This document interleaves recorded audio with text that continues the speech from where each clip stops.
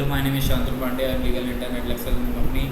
In my previous video, I have discussed about the CPC overview and jurisdiction of CPC. Let us know through how the commencement of the proceedings or civil proceeding are started.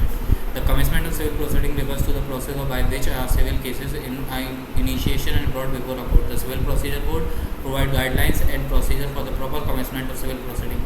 Here are the key aspects involving a commencement of civil proceeding. Filing of the plaint.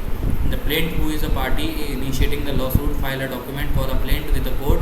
The plaint contains a clear, concise statement of the fact, the nature of claim, the relief sought. The CPC specifies the required content for the plaint, such as the name, address of the party, the cause of action, and the facts supporting the claim. Court fee. The plaintiff is generally required to pay a court fee at the time of filing the plaint. Court fee is determined based on the value of the claim of the relief sought are intended to cover the costs associated with the legal proceeding. The CPC provides a guideline regarding the calculation and payment of the court fee. Issuance and summons. After the filing of the plaint, the court issues a summons to the defendant. The summons is a formal notice issued by the court informing the defendant about the initiation of the case against them and regarding their appearance in the court on the specific date. The CPC outlines the procedure for issuing serving summons to the defendant.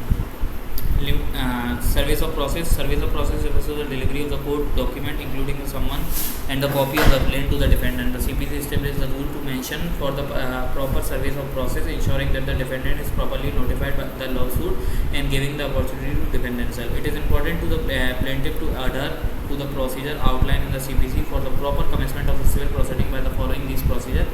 The plaintiff ensures that the case is initiated in a legal, valid manner and that the defendant is giving adequate notice and opportunity to respond. The contribution to the fair and the ordinary conduct of the civil litigation. Thank you. For any other doubt, let us know.